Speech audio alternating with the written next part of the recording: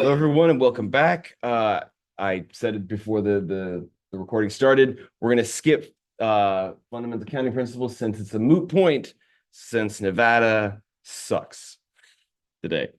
Uh, thank you very much. Counting, permutations, and combinations. I was so excited about that. I was so excited about that question. I'm sorry. I'll shut up in just a moment. But I was very, very excited about that because that's finally something that is mathematically just better than everything we have out there. And it failed. Oh, well. Anywho, so we're going to be starting up the last section of material for the course. Once we finish this, we're all done. So it's week 11 right now. Week 12, we just have one day because it's remember, we don't have class on Monday, Veterans Day. So honor your fellow veterans, your veterans or your fellow veterans, and come back to class on Wednesday. So we don't have too much to do on week 12, and then week 13 and 14 will be kind of spent going over the rest of unit 4. And then week 15, we'll have our last exam and we'll have our quote unquote final quiz the following day. The final quiz is cumulative, but it's not as long as an exam. It's 10 questions, I believe. Memory serves as 10 questions. They might change it up from I believe it should be 10 questions. The questions may differ than they did in previous semesters, but it will be cumulative. But it's only worth the same amount as a quiz. So failing it is not the end of the world. Do not fret if you don't do well on it.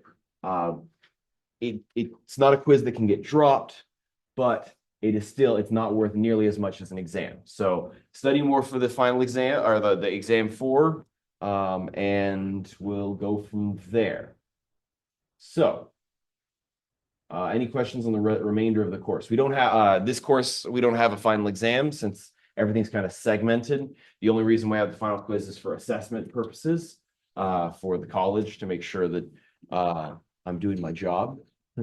And then, so in finals week, you're off the hook for us. As soon as you take that final quiz on Wednesday of week 15, you're all done.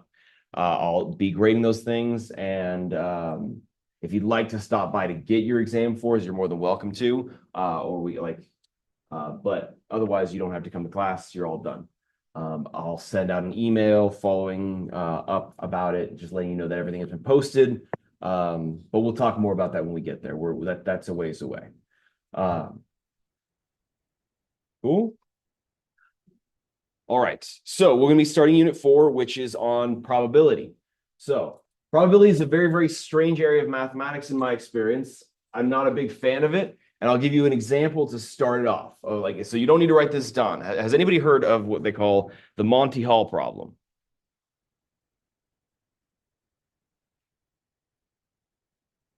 Has anybody heard of it? Probably not. So it's a problem in probability that makes for a very, very confusing understanding. And which is part of the reason why I don't really like probability as a concept. It just messes with my brain. So imagine you have 3 doors. You're on a game show. And there's 3 doors here.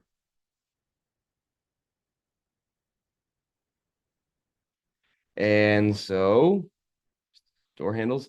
Behind 2 of the doors, there is just a sheep. So behind this door, there's a sheep. Behind this door, there's a sheep. And behind this door, there's a super awesome sports car that if you pick the right door, even has a spoiler. So you got a flame on the side. So super cool stuff, right? So you're tasked with choosing door 1, 2, or 3. The game show host says, pick a door. And so regardless of the door you pick, they will, after you pick the door, they will reveal a door that has a sheep. So let's say you pick door 2. They're going to open up door 1 for you and say, do you change your answer? Do you want to stick or do you want to change your idea? Do you want to go from 2 to 3 or do you want to stay at 2? Or like, let's say you choose 3, then they'll either show 1 or they'll show 2. It doesn't matter then, but they'll just show one of them. If you choose 1, they'll show door 2. And they'll ask you, do you want to stay? The question is, does it matter? They didn't like, does it matter? You'd think so. You'd think it wouldn't matter at all, but it actually does. It actually matters. So once they have shown you the door, it is in your best interest to switch. And so I'm going to show you, like we can break it down based on the different options. Let's just say you stuck with door 1. You chose door 1. You could either change or you could stay. So in that case, if you changed, you'd get door 3 and you'd win. If you stayed, you'd get 1 and you'd lose. So if you pick door 1 and you changed, you'd win. If you pick door 2, if you change, right? If you pick door 2, they'll reveal door 1.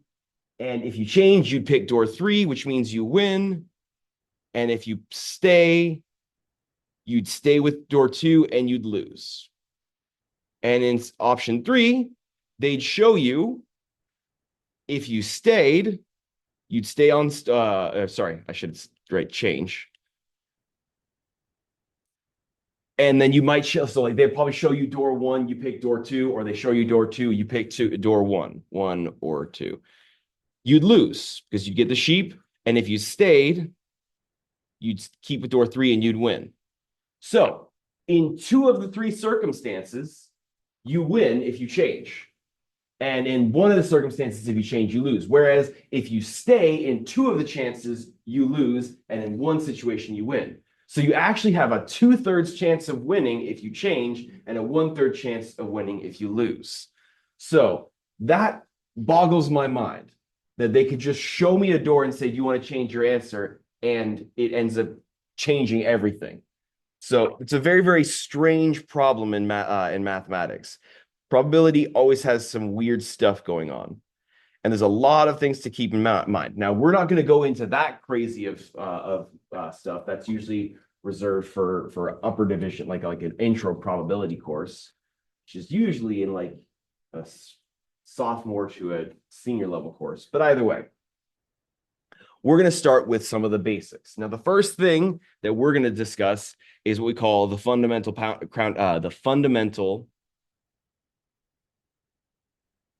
counting principle.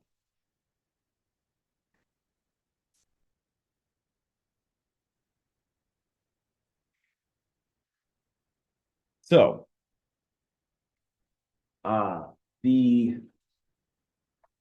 whenever you see that name, that type of a statement in mathematics, the fundamental blank, it usually means that it is central to everything in that concept. So for example, in calculus, there's the fundamental theorem of calculus. And it's the most important theorem in calculus because it relates all of the material. So we're I teach a calc class right after you guys, and we're 2 weeks away from going over it.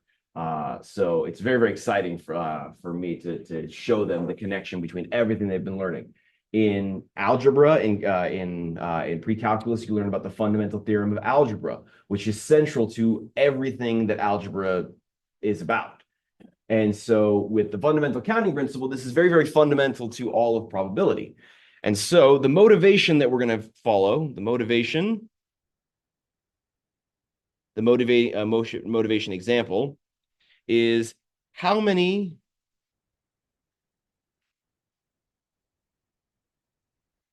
outcomes are there from flipping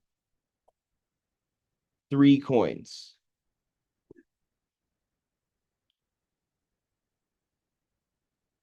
How many different ways are there? Like, how many different outcomes are there from flipping 3 coins, right? You could do, like, you get heads, heads, heads, you heads, heads, tails. So my first way would be by brute force. First idea, brute force.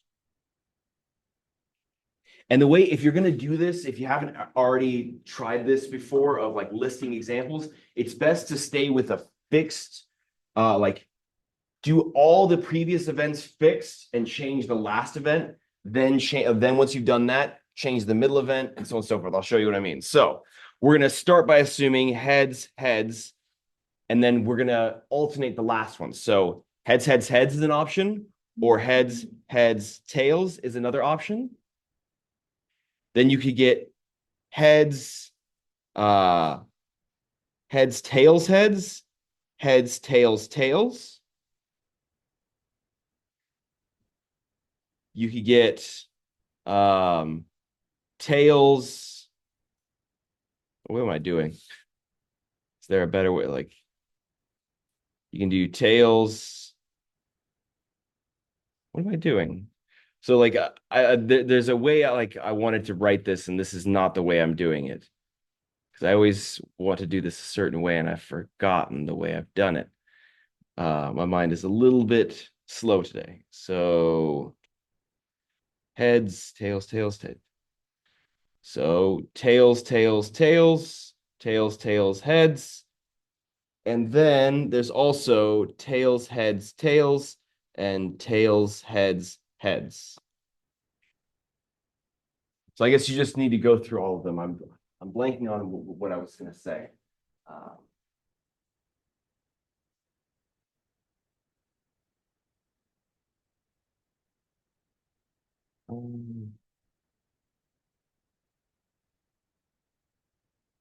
Maybe what I wanted to do. Sorry. Either way, it doesn't really. There's going to be a faster way. That's the key thing. This is a bad way to do it. This is just a bad way to do it because there's so many different cases. Imagine if I asked you to do six coins. Heads, heads, heads, heads, heads, heads, heads, heads, heads, tails, so on and so forth. There's a lot of different ones that you would need to write down, and you can't keep it close in your head. So there's got to be a faster way. Must be a faster way.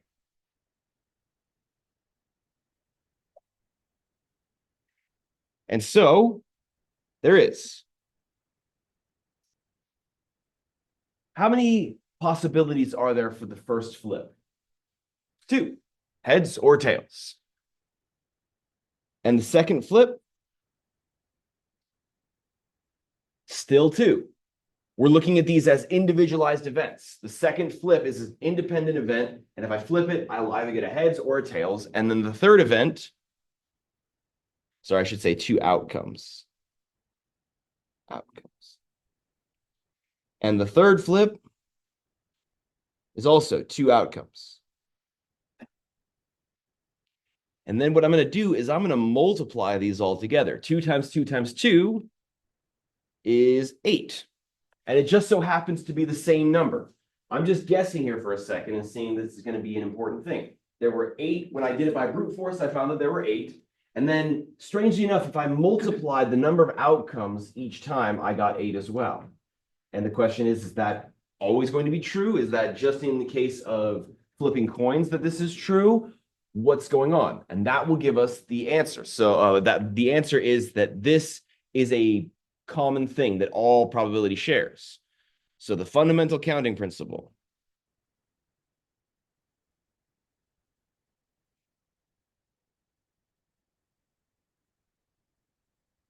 And what it states, it's going to be a little bit like hard to see in general. Like the verbiage is always not my favorite, but either way.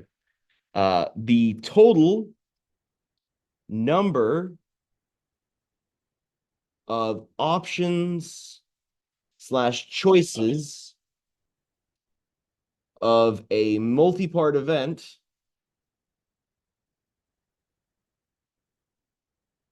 is determined by multiplying the number of choices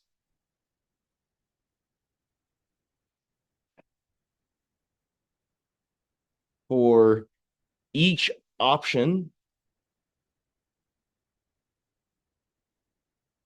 together. So if you've got a multi-part event, so there's several things going on at once, like flipping 3 coins, that's 3 different events in a multi-part event. To determine the total number of options that are possible, you just need to multiply each separate event's outcomes together.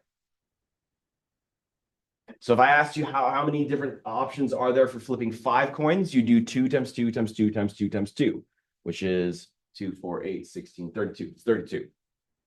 There would be 32 different possibilities for flipping 5 coins. So, case in point, how you can use this in your daily life. I don't know if anybody's taken him, because I think he teaches on the North Las Vegas campus, but there's a person in the communications department named Arnold Bell, AB. He was the first person, he was my office mate when I was working on the North Las Vegas campus. He was the first person I met here outside of my department. He's a very, very nice man, but he's also a very, very dapper man. He wore every single day, he wore a different suit. Legitimately, every day I met, like I saw him in the office, he was wearing a different suit, tie, vest, and shirt, and just always looking the most dapper.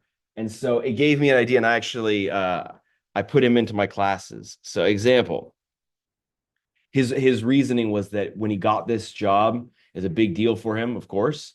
And so every paycheck for the first like 30 paychecks, he went out and bought a suit each time, which I thought was really, really cool. So Phil, or no, sorry, AB has 7 ties, 10 shirts, 4 pants, and 4 vests.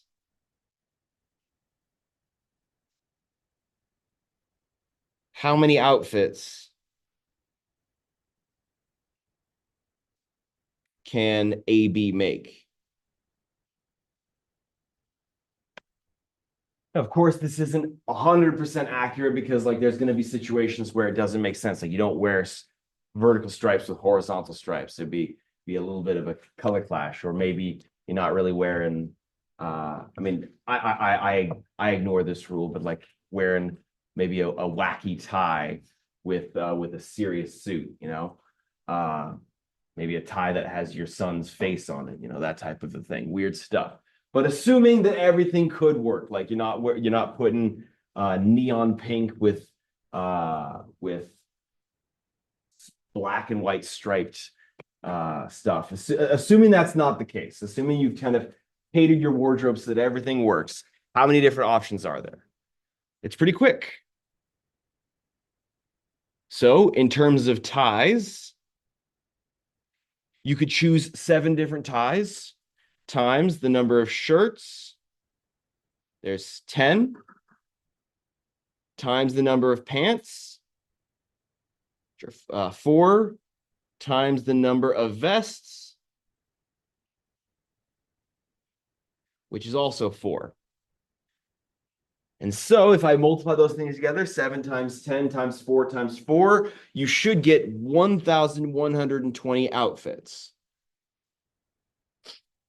So he doesn't need to buy a single extra piece of clothing, and technically speaking, he can be covered and wear a new thing, a different thing every day for 3 years. Just about 3 years. Wait, is it more? 365 divided by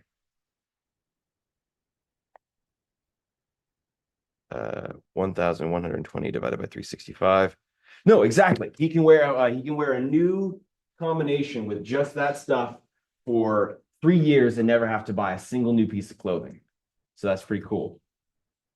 So, ta-da. Pretty awesome. You can figure that out. Now, one thing I want to ask, one thing I want to go over. Now, you can write this down if you want to. You don't have to. I mainly just want you to understand why it works. So the proof of it is a little bit wonky. It's all probability, and we don't really need to go into it. But the intuition is very, very clear. So why does this work?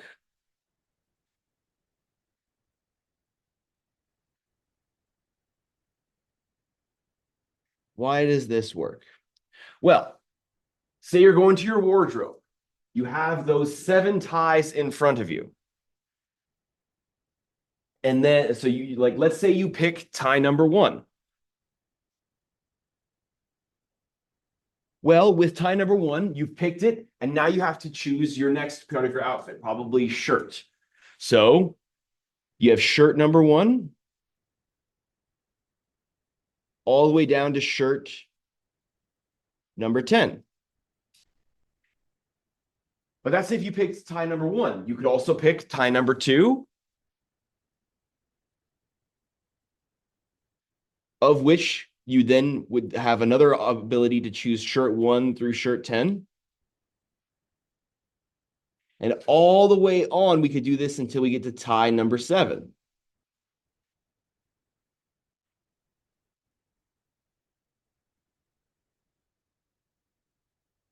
Which has shirt number 1 all the way down to shirt number 10. So if you're looking at that, if you're just picking ties and shirts, well, then you have 10 options for the first tie, 10 options for the second, 10 options for the third. So you have 7 sets of 10. 7 sets of 10. And this is why I really like, I mean, maybe I'm alone here. I don't know if there's anybody who has children that are in the K through 12 system, but there's a lot of push to do new math concepts, which has some really, really cool stuff in it. And one of those things is teaching multiplication in a new way. So you have 7 sets with 10 items in each set. That's multiplication. So that's going to be 7 times 10, which is 70 shirt and tie combos. So I'm going to write ST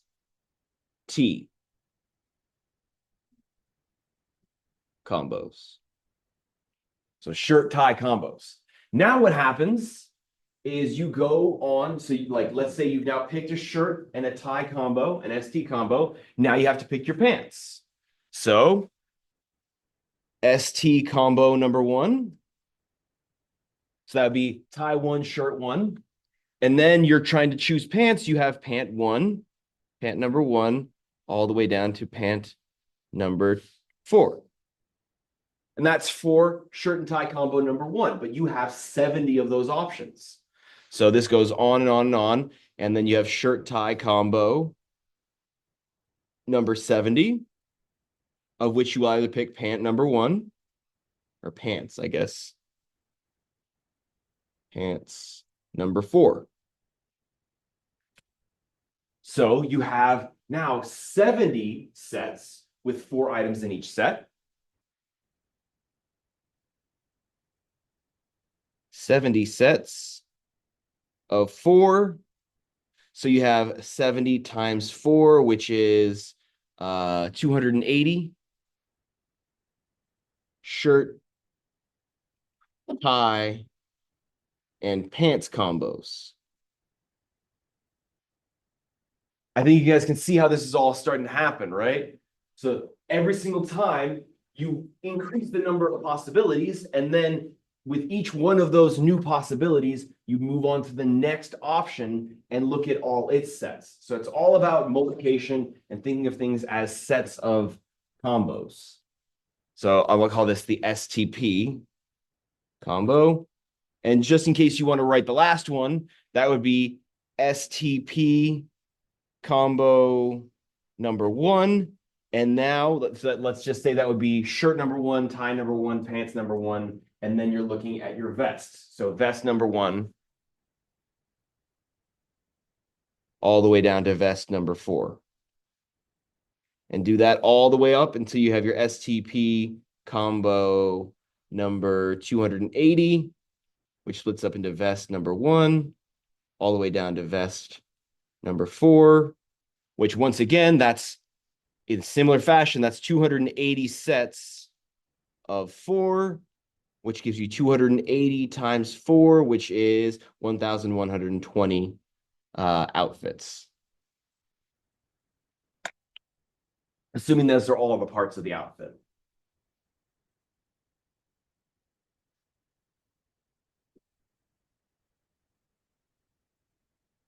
Does anybody have any questions on that? That's why it works.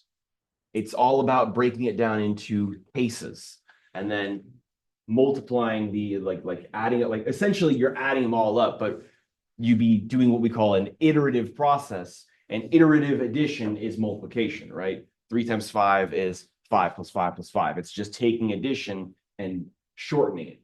So the same situation, we're just multiplying each time. We get it like each new combo added in gives you all the previous options plus each one of those with all the different options. So that's why we have that it's just multiplying each number of options each time. Does anybody have questions on that?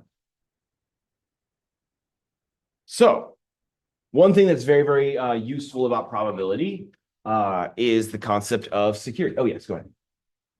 Sure. Yes. How secure is your password? How do you know how secure your password is? Good question.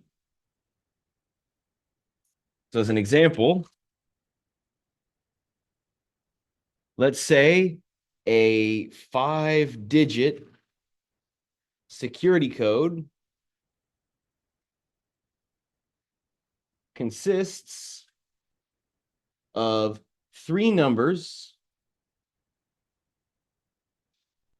from 0 to 9. So 3 single-digit numbers. So 0 all the way up until 9. And 2 letters, A through Z.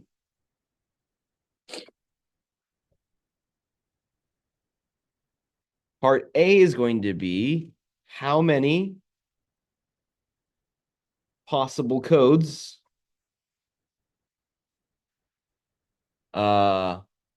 if digits can be repeated. Part B is how many possible codes that is, if digits cannot be repeated.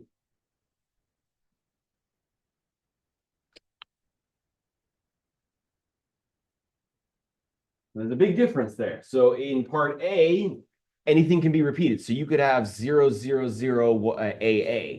You could have 001 AA. That's the digit 0 and A were repeated. But if you cannot do it, that'll change the number of things.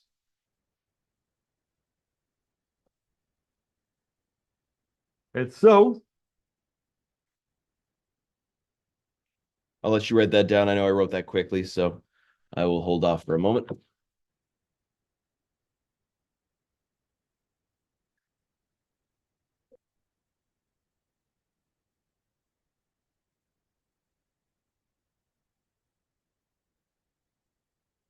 many possible codes if digits can be repeated, and then how many codes if digits cannot be repeated. So with the first one, we have the first number times the second number times the third number times the fourth. I guess I shouldn't say number. I should say the digit. Sorry. First digit, second digit, third digit, and fourth digit. And last but not least, the fifth digit.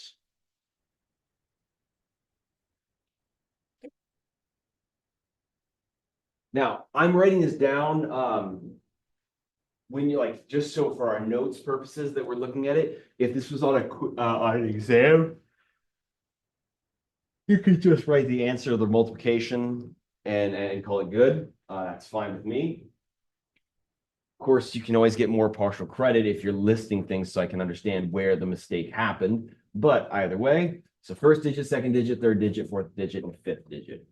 The first digit, how many possible outcomes are there? I'm hoping someone messes up. Because I always want to say that there's 9, but there's 10. Because there's 1, 2, 3, 4, 5, 6, 7, 8, 9, and then 0 is another one. So there's 10. Don't make that mistake. If you do, it's an easy mistake to make. Don't feel bad about it. So there's 10 possible digits. The second digit, since repetition is allowed, it's also 10. Third digit, repetition is allowed. So any number between 0 and 9 is offered. And then the letters of the alphabet, there are 26 of them. So you can just bust out that song if you don't remember it. And the fifth digit, once again, since repetition is allowed, it'll be 26. So let's bust out a calculator because I don't want to do that off in my head. So 10 cubed times 26 squared is 676,000 different codes. So that's quite a few. That's quite a few. It would take you a long time to test all of those ones. 000AA, 000AB, 000AC.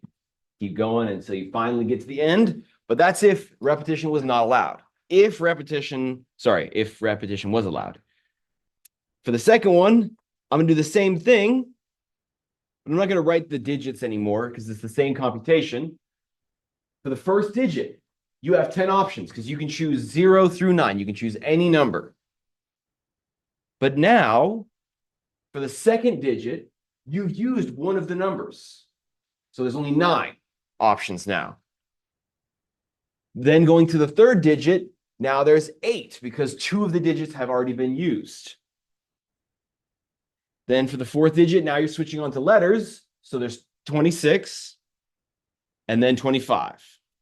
And if you plug that into your calculator, 10 times 9 times 8 times 26 times 25, you get 468,000. Exactly. So you lose out on a little more than 200,000 different options.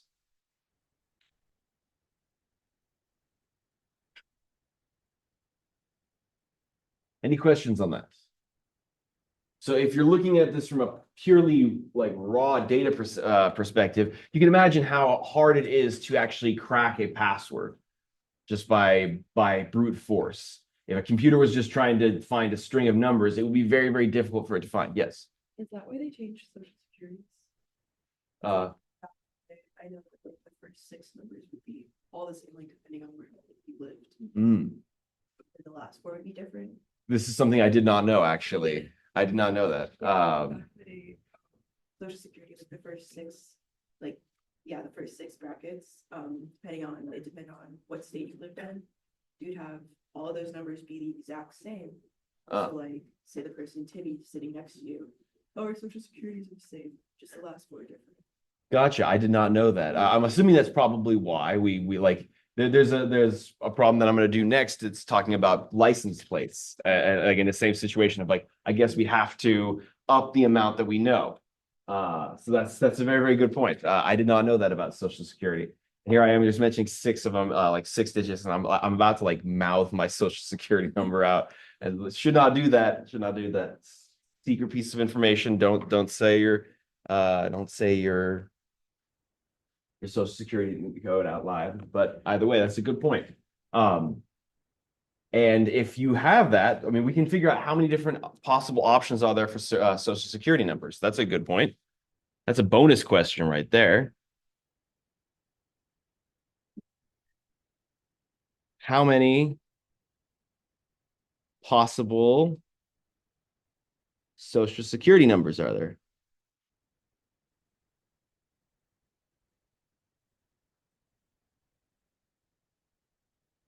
So with a Social Security numbers can be repeated. I don't know if there's any stipulations on it. Sorry, I'm not a government worker, so I don't know if there's any specific stipulations, but my assumption would be that you could have a person with a beautiful Social Security number of 000000000, right?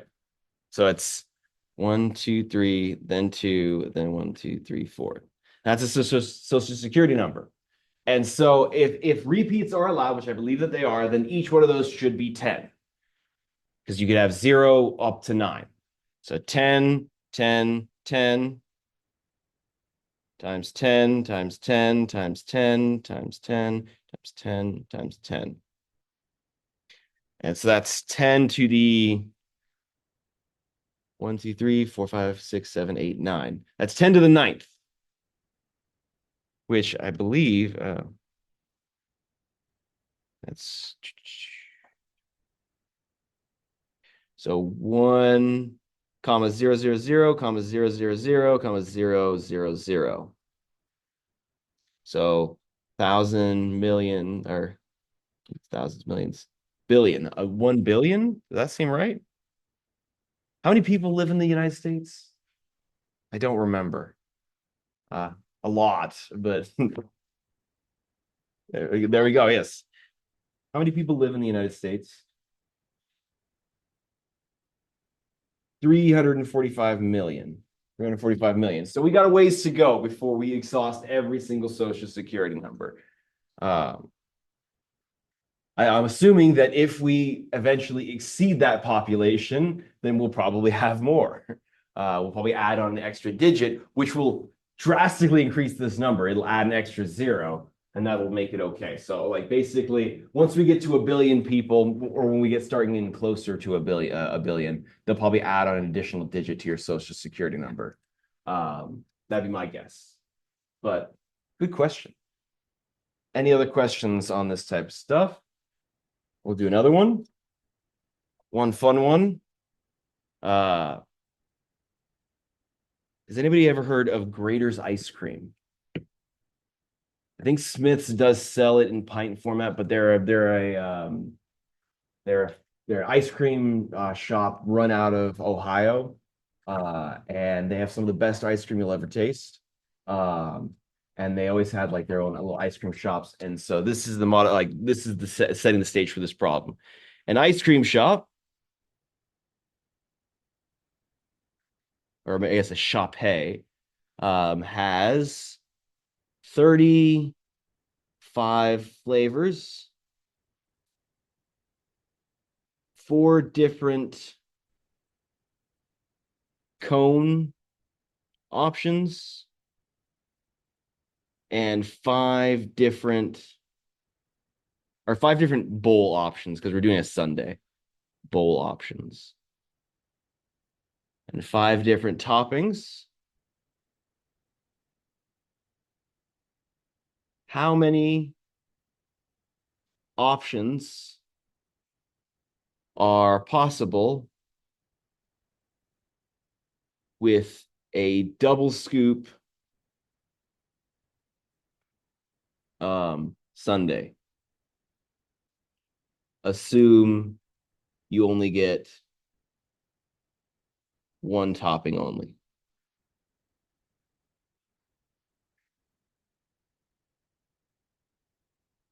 I remember, like, so I went into a frozen yogurt shop and it said infinitely many possibilities. And I was like, well, I guess technically speaking, yes. If I put in 1 M&M, that's different than putting in 2 M&Ms, which is different than putting in 3 M&Ms, and so on and so forth. So I guess technically speaking, there are infinitely many. If I want to put in and then the question arises, is putting in like 2 little tiny bites worth of frozen yogurt different than putting in a whole, like, how do you classify the infinite and many of possibilities? Because I could put like, is 1 ounce of frozen yogurt the same, like a different possibility than 1.2 ounces of frozen yogurt? These are the questions I wonder while I'm taking my son to get frozen yogurt. These are the things that we talk about, because he needs to know calculus by age 4. Be very, very upset if he doesn't. Anyways, so we're gonna assume that, I mean, like, this is all the possible flavors. So yeah, you can even do the crazy ones, like I guess mint chocolate chip with orange sherbet. Maybe that might taste good. Who knows?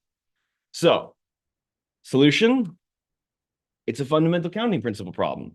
So, first scoop, there are 35 different flavors, and we're going to assume that repetition is allowed. And that's a situation. If it doesn't specify in a problem that repetition isn't allowed, you can assume that repetition is allowable. You can always ask me on a quiz or an exam, or on the final quiz or an exam, if this type of problem shows up, you can always ask me. So like, hey, is repetition allowed or not allowed? And I will happily answer that. That's not breaking the integrity of a problem. This one, second scoop, you can also get 35 choices. We're going to assume that you don't have to mix and match. Then there are 4 different bowl options times 5 different toppings for a total of, so 35 times 4 times 5 is 24,500 different possibilities.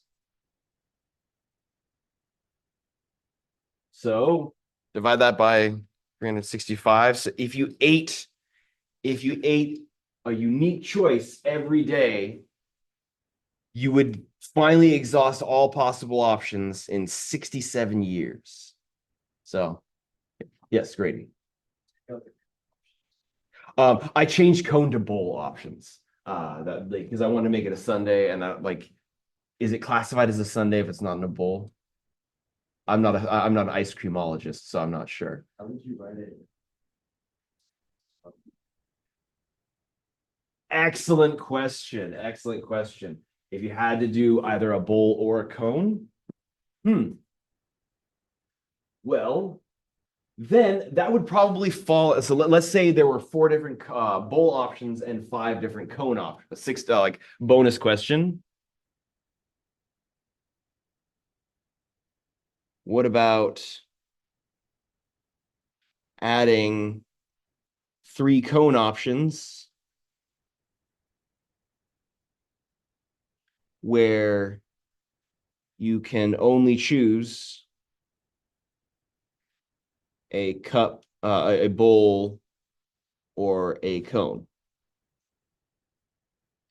So in this context, so like assuming you can't just like add on a cone on top. I know sometimes they do that. They put in a bowl and then put the cone on top. That's a different situation.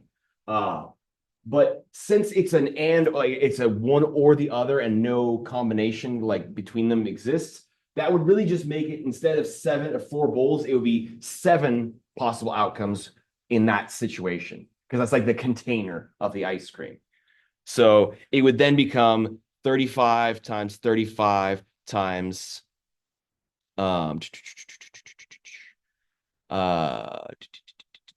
7 bowl or cone times 5 toppings, which would be 35 times 35 times 7 times 5, 42,875. Divide that by 365.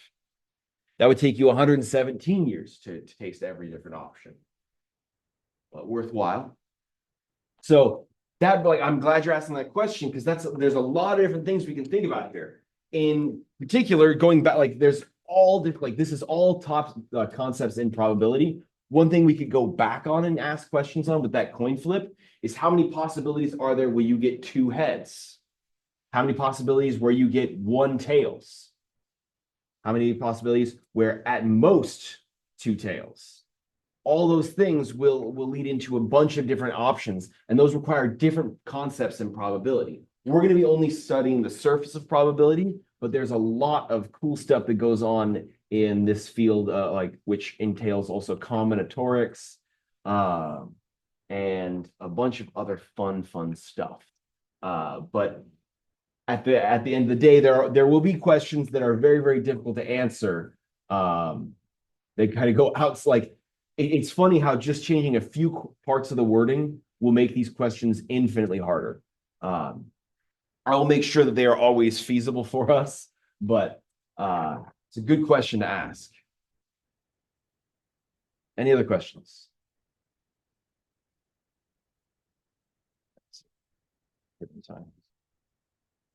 All right.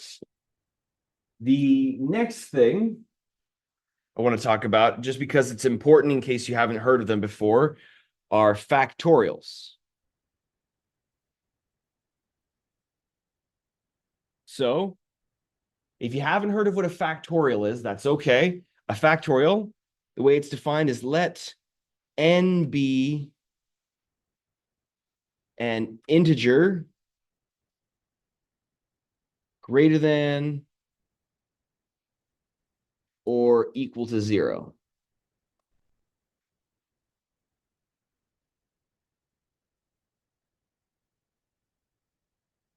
The factorial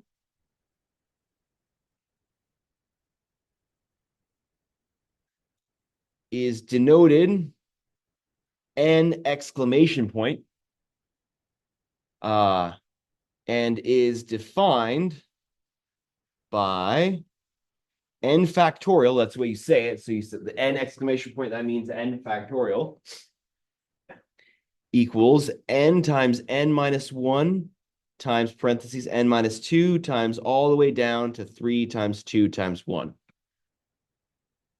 So you take every integer, including the integer itself, all the integers that are below it, including itself, and multiply them all together. So for example, with 0 factorial equaling 1 by necessity. The book tries to give an intuition as to why 0 factorial must be 1, because it seems kind of weird. How could 0 factorial be 1? And the short answer is that it's by necessity. We created this concept. We, like mathematicians, we decided what the factorial means. And a lot of theorems in mathematics, you'd be surprised at how often factorials show up. It's quite impressive how often they show up. And so a lot of theorems, the way they're written, if we had 0 factorial equaling something different, the theorems would be a lot more tedious to write out. So mathematicians just said, well, let's make 0 factorial equal to 1 just by necessity. So that is just by necessity. Anyway, so an example. Something like 3 factorial. That's just 3 times 2 times 1, which is 6. 5 factorial is 5 times 4 times 3 times 2 times 1, and that's 720.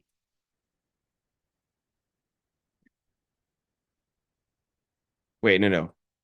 120, excuse me. 6 factorial is 720. So, and then last but not least, the one thing I do want to mention, well, I'll mention it after this one. I wanted to just comment on how fast the factorial grows. So we've only moved up 2 numbers, and it's gone from a single-digit number to a 3-digit number. And it grows faster and faster as you get larger and larger. 6 factorial is 720. So you've jumped up, what's it called? 600 just by multiplying by 6. Pretty crazy how fast it grows. And the point being is that 52 factorial, which is 52 times 51 times ... all the way down to 3 times 2 times 1 is 8.0658 times 10 to the 67th power. Does anybody know why I chose 52 factorial as an example? We live in Vegas. We should know this. How many cards are there in a standard deck of cards? 52. So that number is obscenely large. We can't even really fathom it. We can barely fathom how much $1 billion is, but 10 to the 67th, that's 67 zeros after that 8. That's 67 digits after that 8. That's how big that number is. For context,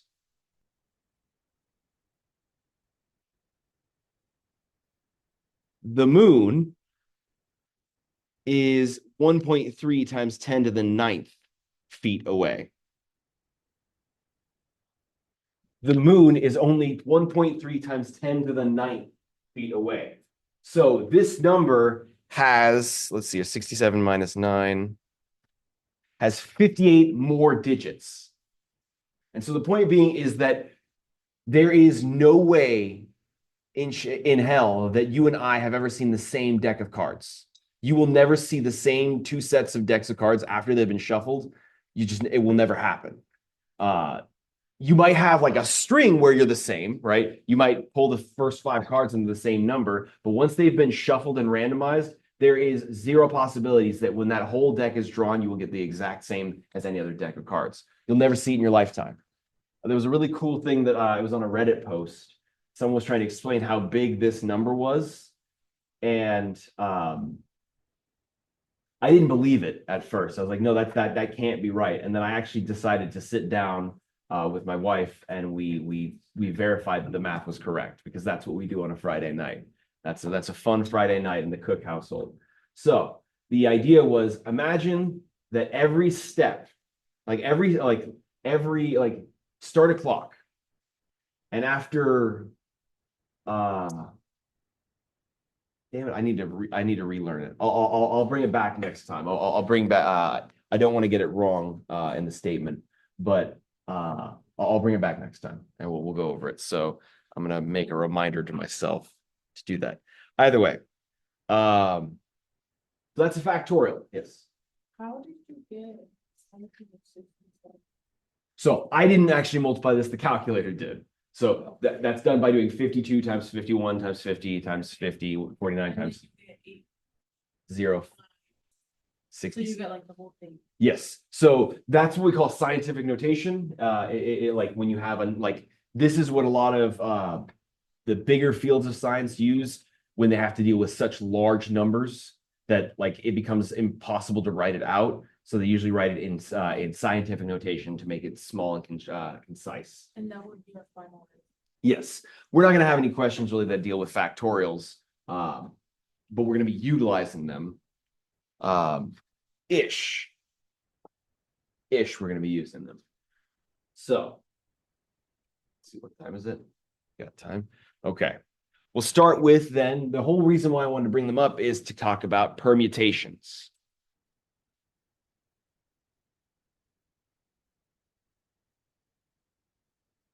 So permutations, definition.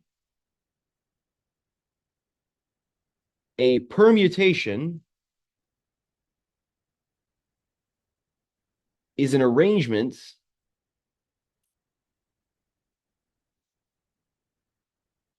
of distinct objects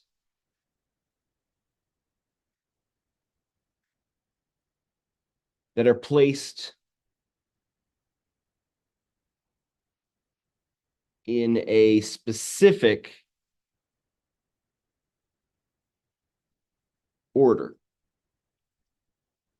I'm going to underline specific.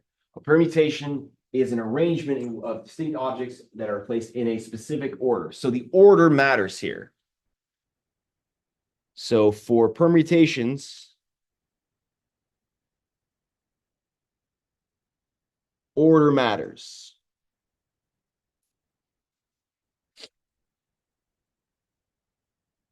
For example, if you're talking about placing in a race, right?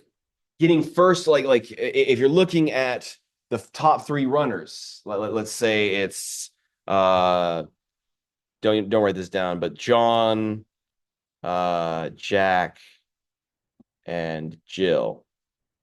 If John wins first place, Jack wins second, and Jill wins third, that's one permutation, but the order matters, because saying putting Jill first, Jack second, and John third, that's a completely different outcome. That's a completely different scenario. The order does matter here.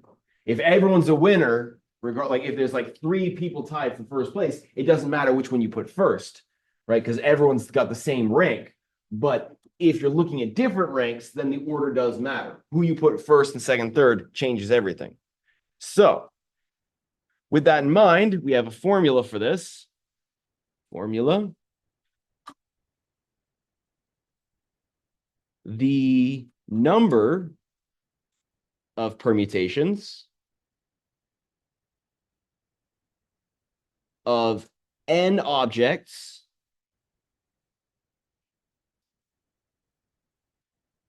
taken are, I'll underline that with a different color. Let's use red. No, let's use blue. Taken R at a time is denoted N capital P subscript R. So NPR, lowercase n, capital P, lowercase r, and they should be, most of the time, they're considered to be subscripts, like right below. It's not like on the same level. However, some calculators will list it as such. And it's equal to n factorial divided by n minus r factorial. I'm fairly confident that every calculator you have should have a button for it. If you're having trouble finding it, come talk to me. I'm happy to show you or look for it. But if you got a Casio, it should be under the multiplication and the division button. Like not under it, but like on top of it. You have to press the shift button to do it. And how it works is you have to usually put the number for like the first number first, then use the permutation button, then press the R button. And I'm going to show you how to do it in just a moment. We'll do an example to figure this out, to see how you utilize this formula. I'll provide it, but considering that all of your calculators should have it, and if they don't, don't worry. I will be providing it on I will have two calculators with me on the exam. So, and we can, if there are more than two people who need calculators, then we'll kind of have to play splitsies with it. But either way, that's the formula. And let's see an example, because at its current stage, it doesn't really make sense. Like this n objects taken at r at a time. What does that mean? Taken r at a time. So as an example, in a race of 15 people, how many different ways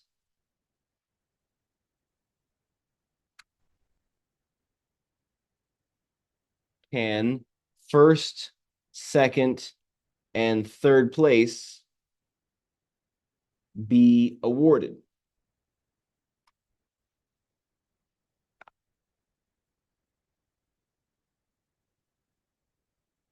We're trying to find the total number of ways we like. So imagine like maybe you're a trophy company and you're trying to anticipate how many different like trophy combinations you might need to create.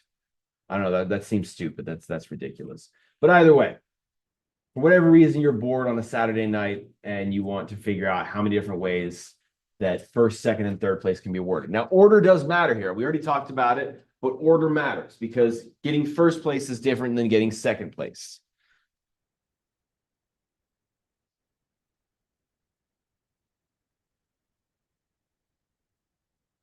Order matters.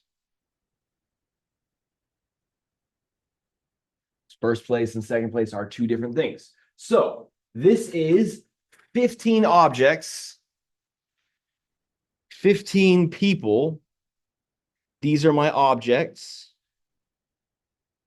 taken 3 at a time.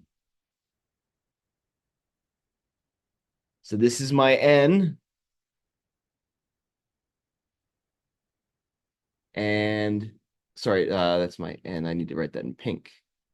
This is my N, and this is my R. So 15 people taken 3 at a time. That's how the formula is interpreted. So the N value is always the larger number. It's the total number of things that you're trying to permute. And then the R value is the number of things that are going to fit into that category. So you'd be writing 15P3. And so depending on your calculator, it might do it a certain way. And so we can practice it. I'm going to actually, after we do this example, I'm going to end class so that if you have trouble entering into your calculator, you can come up and talk to me. But 15, so the way, if you're using Casio, you should plug it in as 15, then shift the multiplication symbol to get the NPR, and then write 3. And you should get 2,730 different ways for first, second, and third place to be awarded. If you don't get that, come talk to me after class and we can, I'll get it going in your calculator. But that's telling you how many different ways you can arrange first, second, and third place. Any questions besides calculator related questions? Now, there is a way to do this without using permutations, because you could also think about it as a fundamental counting principle problem, right? You have 15 choices for first place, 14 choices for second place, and then 13 choices for third place, because you can't win first and second or first and third or whatever. So each time the number of people in the pool reduces. And I guarantee you, if you do 15 times 14 times 13, you get the exact same number. So let's go ahead and call it good for now. Please remember, you don't have class on Monday of next week. You should, like my class, but all of your classes don't have class that day. So have a great weekend, a great long weekend. If you have any questions, feel free to email me. Otherwise, you guys enjoy that long weekend, and I'll see you guys on Wednesday of next week.